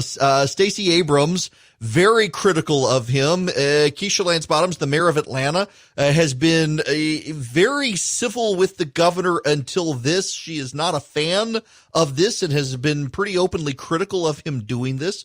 Doesn't think it's a good idea. A number of others out there as well. And it seems like a lot of minority-owned businesses, nail salons, barbershops, and the like, could be benefited by this. And in fact, I think they could, if they can open. Now, the mayor of Atlanta is encouraging people to still shelter in place. You should know, by the way, last night she got a text message through one of the governmental systems in Atlanta, someone calling her the N-word. It was an anonymous message. They tagged the Reopen Georgia campaign.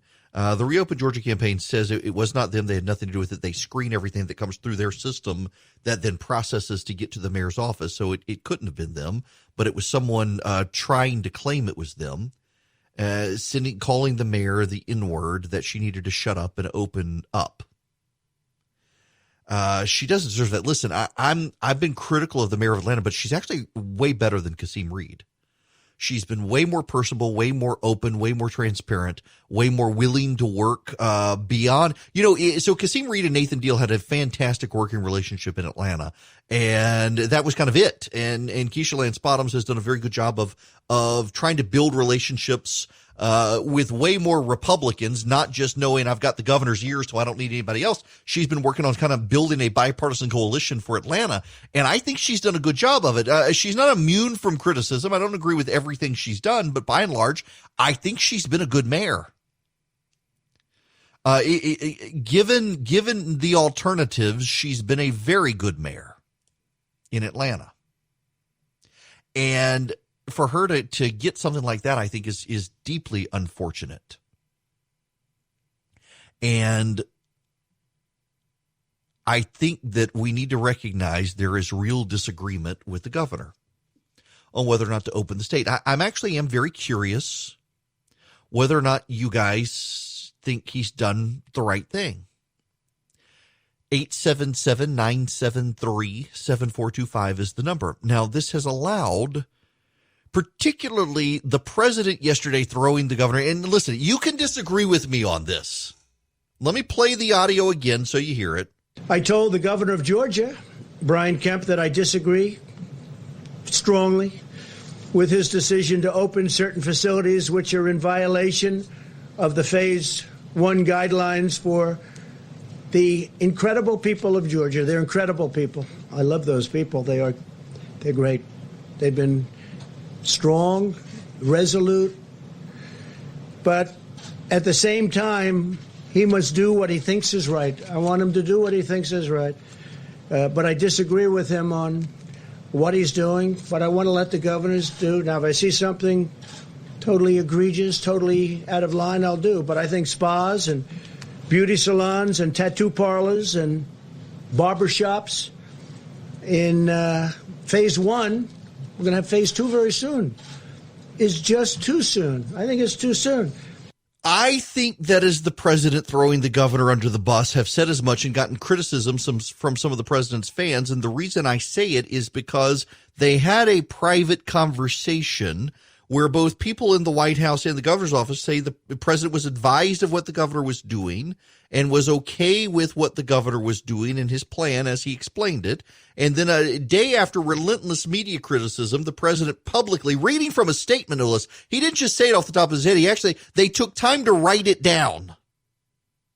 After having signed off in private with the governor, in public says he strongly disagrees. That's throwing the governor under the bus after a day of relentlessly negative media criticism. It also, though, has an unfortunate side effect of emboldening Stacey Abrams and allowing Abrams to go be the pretend governor of Georgia again. Listen to this from Gayle King on CBS News. Joe Biden's looking for a VP. I know you've heard.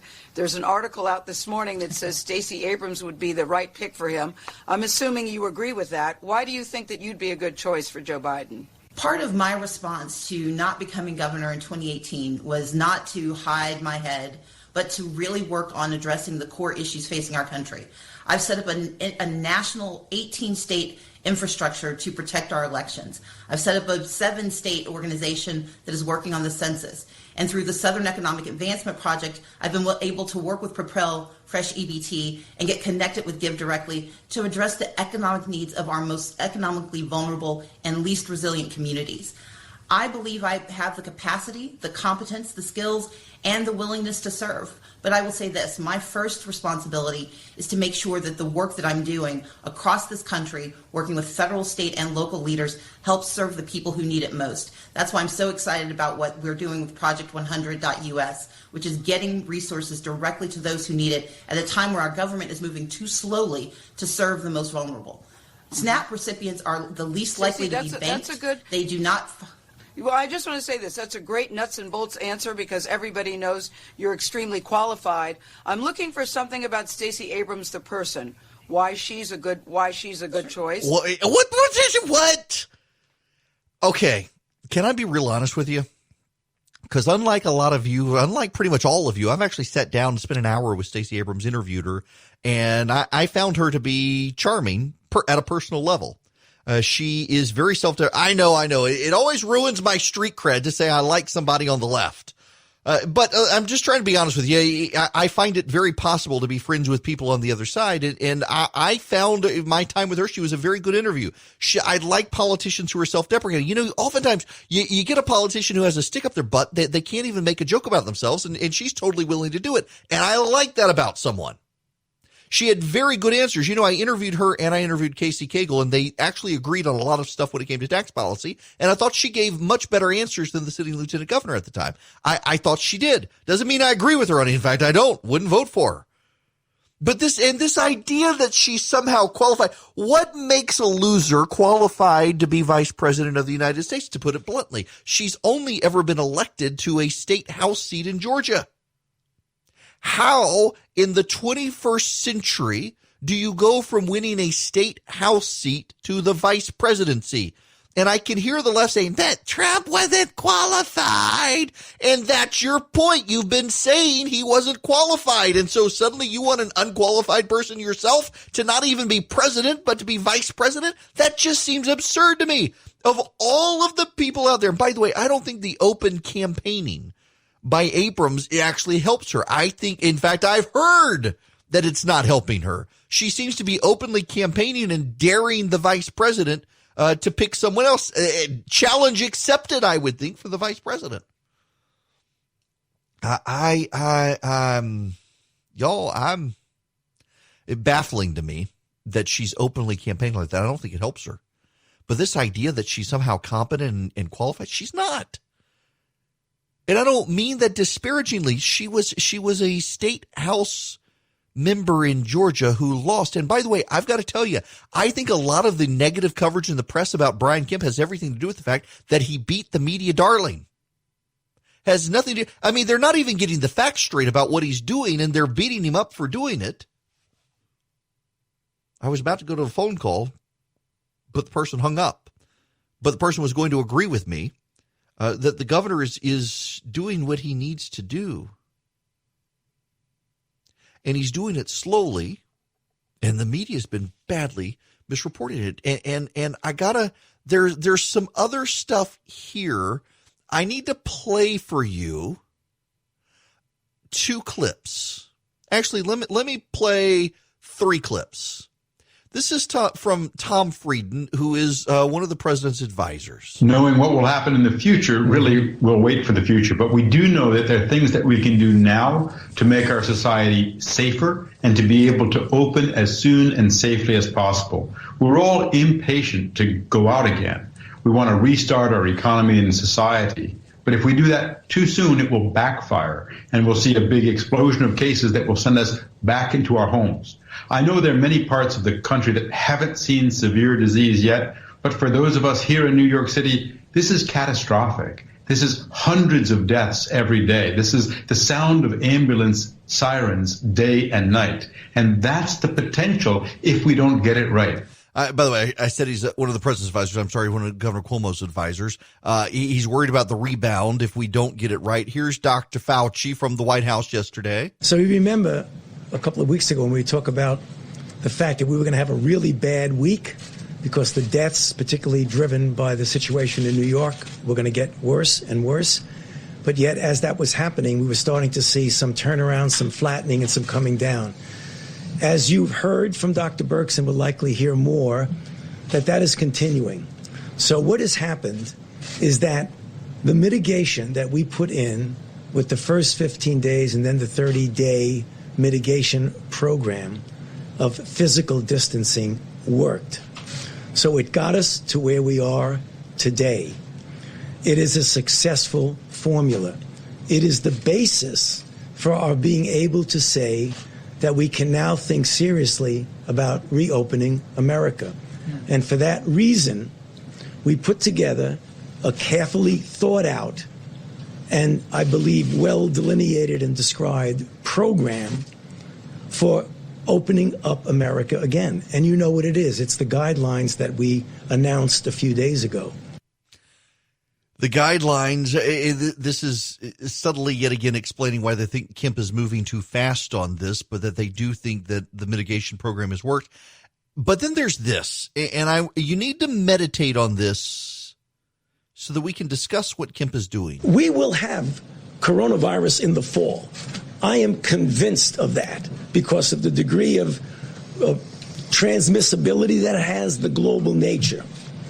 What happens with that will depend on how we're able to contain it when it occurs.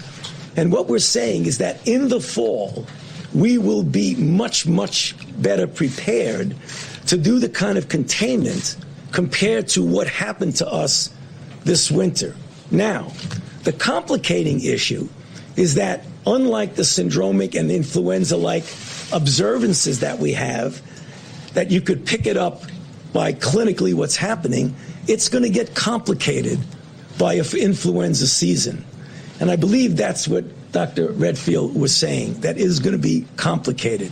So whether or not it's going to be big or small is going to depend on our response. And that's what I think people sometimes have misunderstanding. Nobody can predict what is going to happen with an outbreak, but you can predict how you're going to respond to it. And that's really very important. So we're going to have it again, and we'll play Dr. Redfield's comments when we come back. But we're in a situation now where we already know that the virus is going to rebound. So should we not try to find a path forward, which is what the governor of Georgia is trying to do, trying to find a path forward, knowing that the virus is not going to go away, knowing we're not going to, the virus, we're not going to kill it out? By the way, I thought it was interesting the other day, Fauci noted that we were in the process of trying to develop treatments for SARS, and it just disappeared. And we don't know, maybe this virus, there's still so much we don't know about this virus. SARS was around for about a year and a half and then poof, gone. We don't know what happened. There's so much about this we still don't know, but they seem to be certain it's going to come back on us. So maybe we need to do what Brian Kemp is doing. It is Eric Erickson here. The phone number, 877-97-ERIC, 877-973-7425. This hour of the program sponsored by Mrs. Griffin's Barbecue Sauce, which is really, I can't believe. So I put a picture up on Instagram yesterday, and friends coming out of the woodwork that this is the barbecue sauce they've had all their life. which is fantastic because it is the oldest barbecue sauce made in America, commercially made in America. It's a great old school Southern recipe. If you haven't had Mrs. Griffin's, I know you can get it. In fact, I was at the grocery store doing grocery shopping before the show this morning for my wife, and they had it. I don't have Heinz ketchup anywhere, but they got Mrs. Griffin's because the Mrs. Griffin's is taking over stocking the shelves in Georgia because they're a local business and they can do that. You should support a local business like Mrs. Griffin's, and thank you to them for their sponsorship. Now, Gail, I want to go to you next. If I can get the phone screen. There we go, Gail. How are you? I'm doing great. Good morning, Eric. Good morning. So what do you think about the governor and the president? I was calling. My husband's an avid listener of yours, so I got to give him credit for. Do I need to apologize to you for that?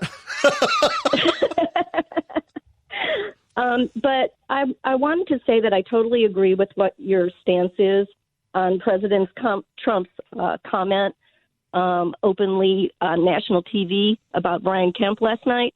I was very dismayed when he said that because I feel that Governor Kemp is giving Georgians the common sense credit to open their businesses as they feel fit. He did not force them and say that they had to do it. He's giving them the ability to do it. And I feel like there are so many counties in Georgia, Cherokee County is one of them, where there are not that many cases. We actually looked up the statistics last night, and 5 out of our 8 deaths are in long-term care facilities in Georgia. And I also agree with you on the political ramifications of this, because all the press after Governor Kemp made his announcement focused on our state and with a Republican governor, whereas the state of Colorado was announcing similar things, and they have a Democratic governor, and they did not give him the same flack that poor Governor Kemp has been getting. Yes. And I also agree with you that it bolsters Stacey Abrams, rhetoric. Yes, it does. So Gail, I just wanted to call and let you know I agreed with that. Well, listen, I appreciate it. And, you mentioned the Jared Polis situation. That's the governor of Colorado. I find it very interesting. And if I were the president, what I would have done is I would have said that that you've got a situation where the governor of Colorado is doing what the governor of Georgia is doing. Let them experiment. Because Georgia is reopening too.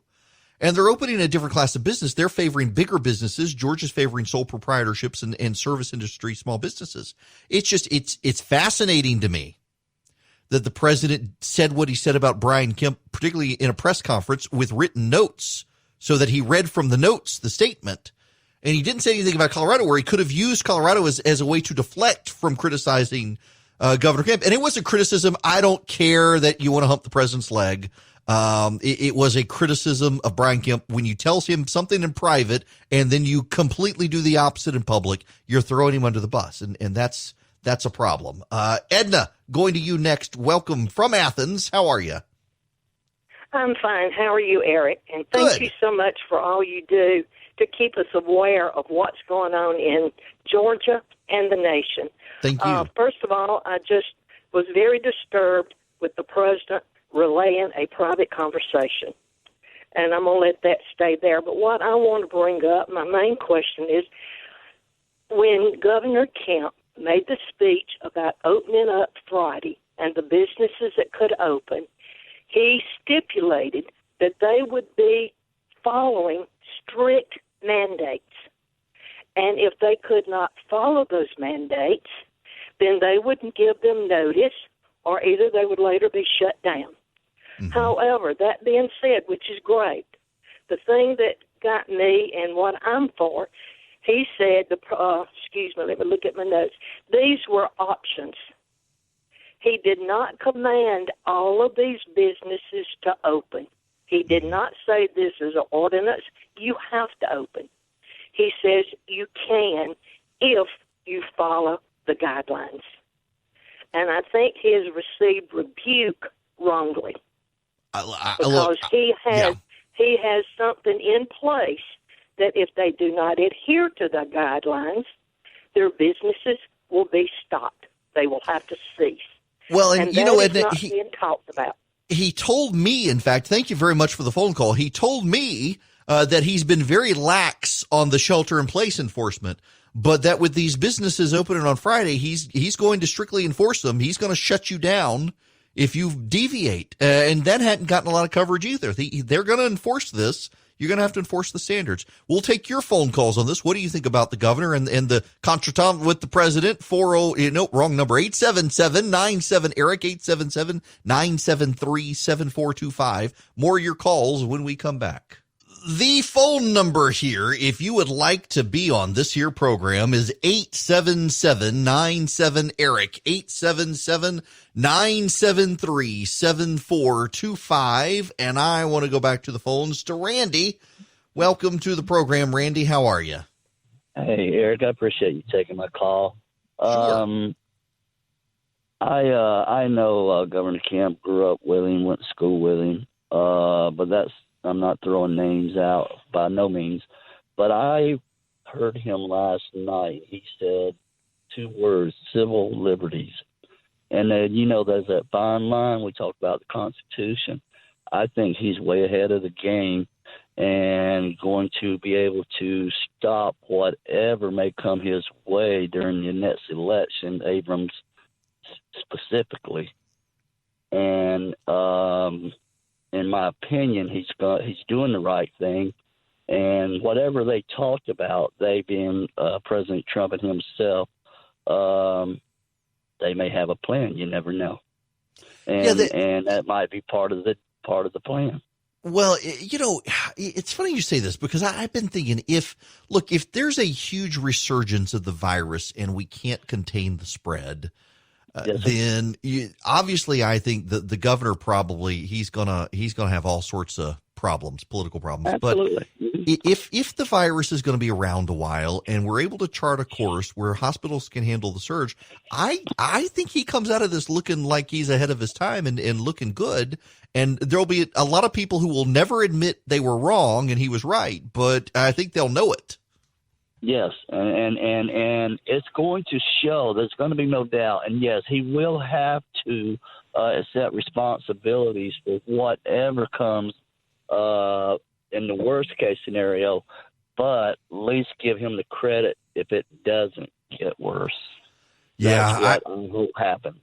That's what I think everybody hopes happens for sure. Randy, thanks very much for the phone call. The phone number here, 877-97-ERIC, 877-973-7425. And again, I keep coming back to this point, and it really isn't to make a hyper-partisan point on this. There's a method to my madness, I guess, by pointing this out, because I think it needs to be noted that a lot of the national media really doesn't like Brian Kemp because he beat Stacey Abrams. They were already out to get him. Very much like with the president. The president can't win with the press because they were already out to get the president. They're already out to get Brian Kemp because he beat their precious Stacey Abrams. And the reason the media loves Stacey Abrams so much, if we're honest about it, and some of them behind the scenes will even admit it, they poured their heart and soul into getting precious little Beto elected in Texas against Ted Cruz, and he lost. And Andrew Gillum in Florida. Wow, how did that guy turn out, by the way? And the gay group doing meth in the hotel room. Doing not just doing meth, let's just say that. Well, this is a family-friendly show. Let's just say there were a couple dudes in there with him.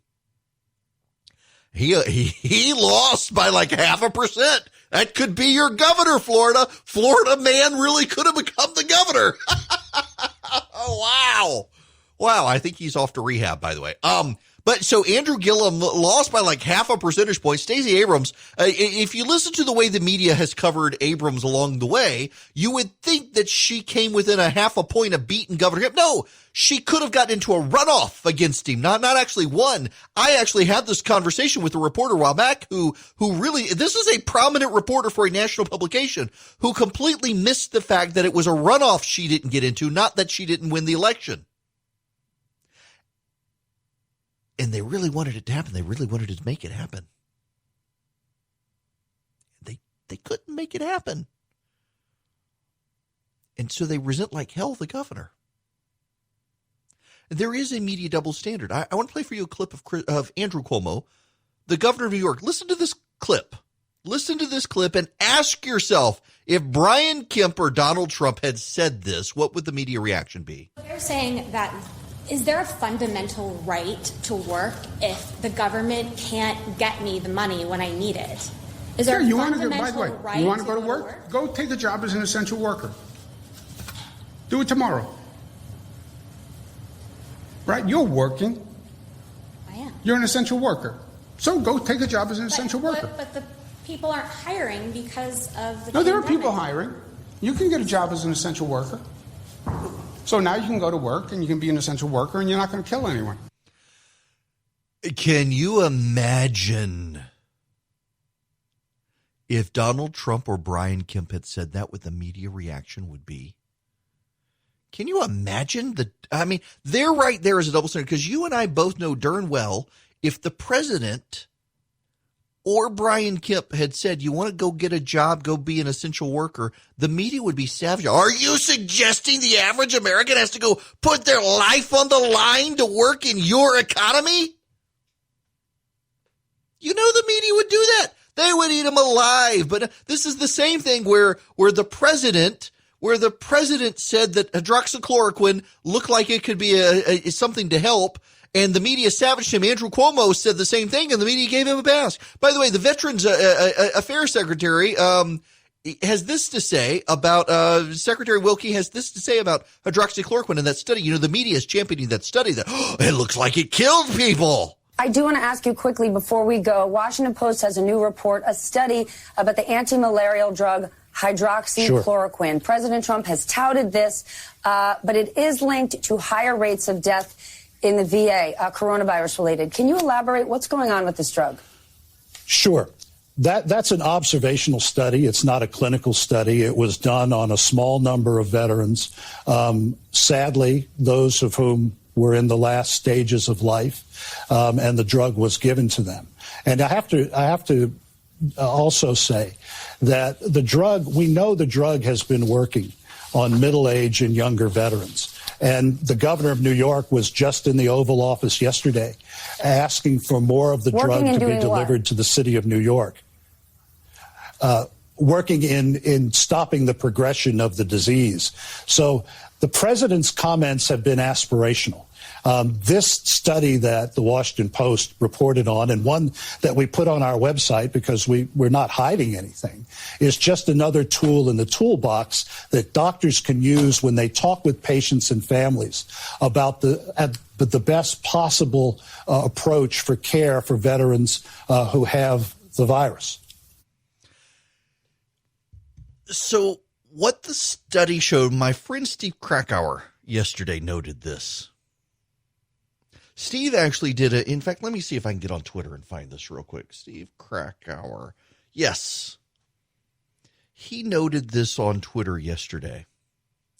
The story is just the whole blame the president thing. Let me read you his series of tweets. In fact, I'm going to retweet this. If you want to go follow me on Twitter, you should stay away from Twitter. But if you have it, it's EW Erickson.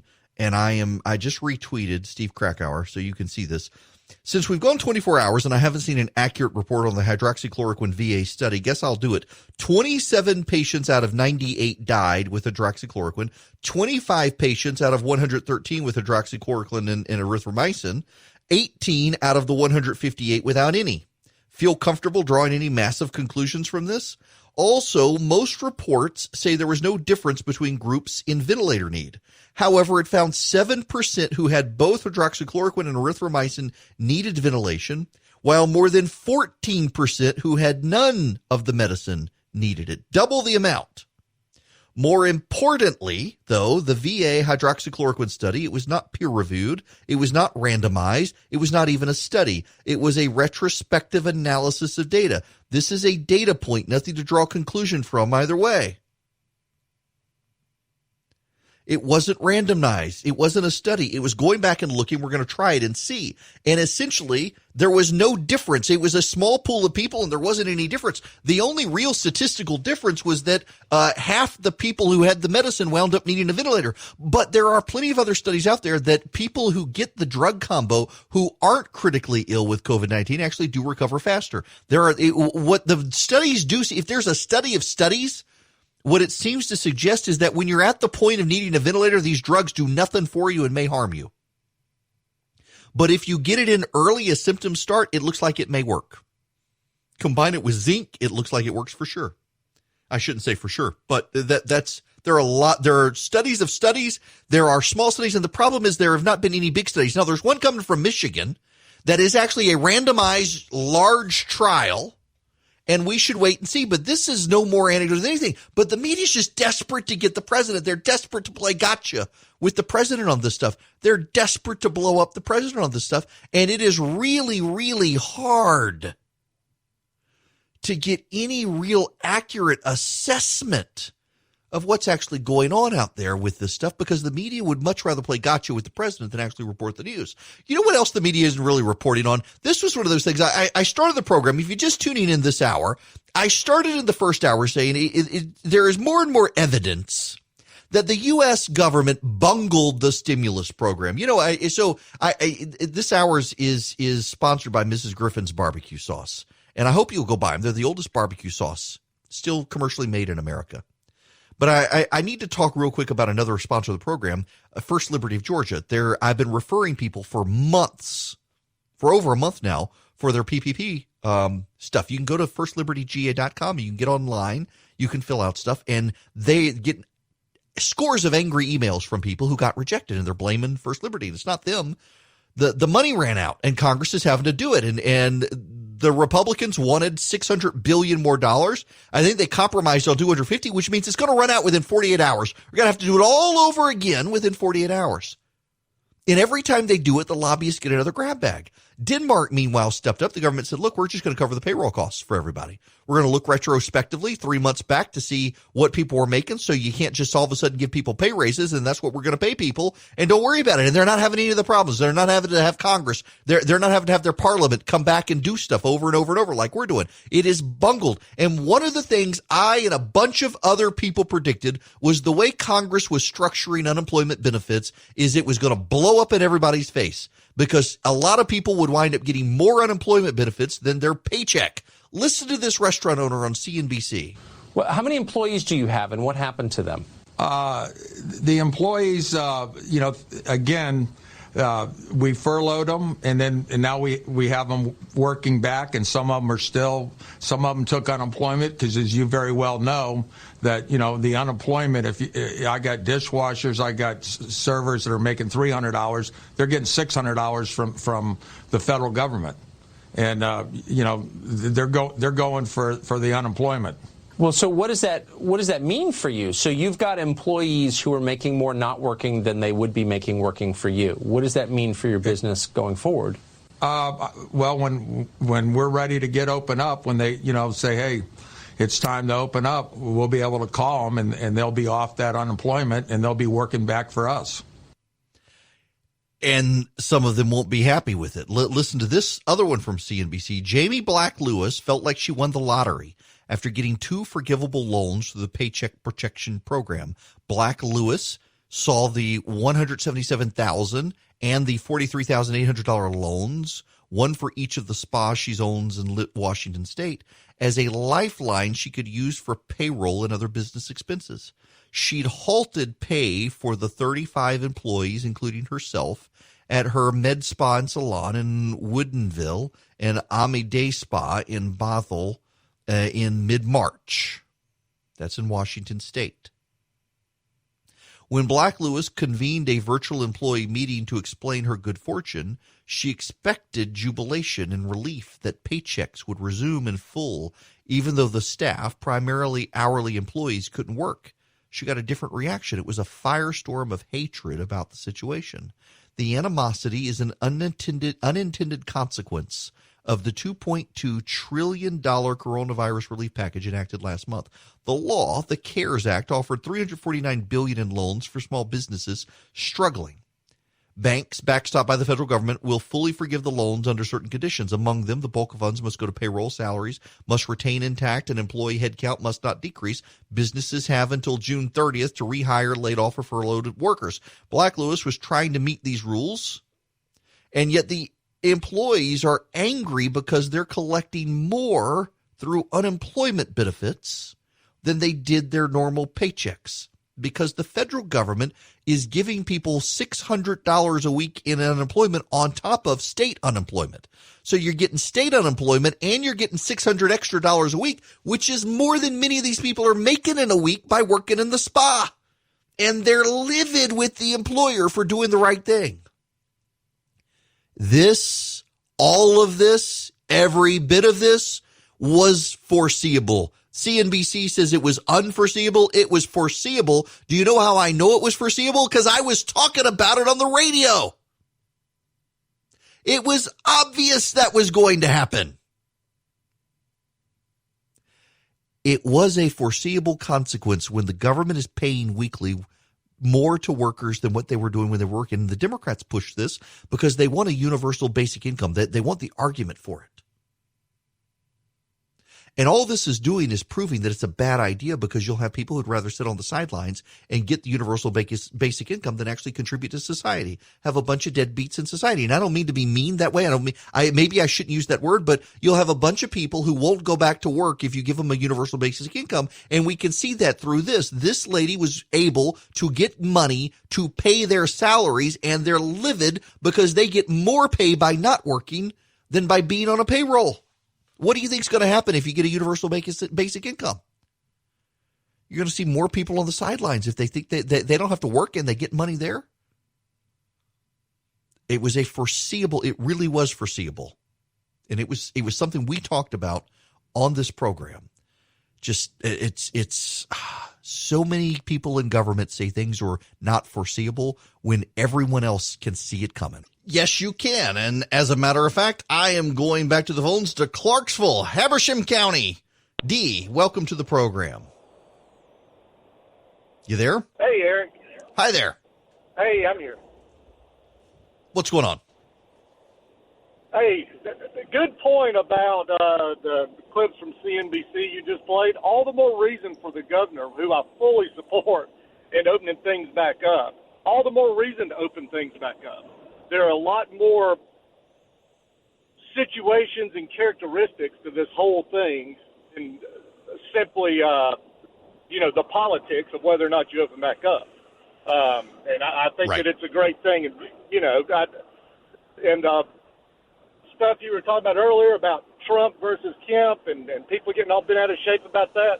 So what? They minorly disagree on one thing.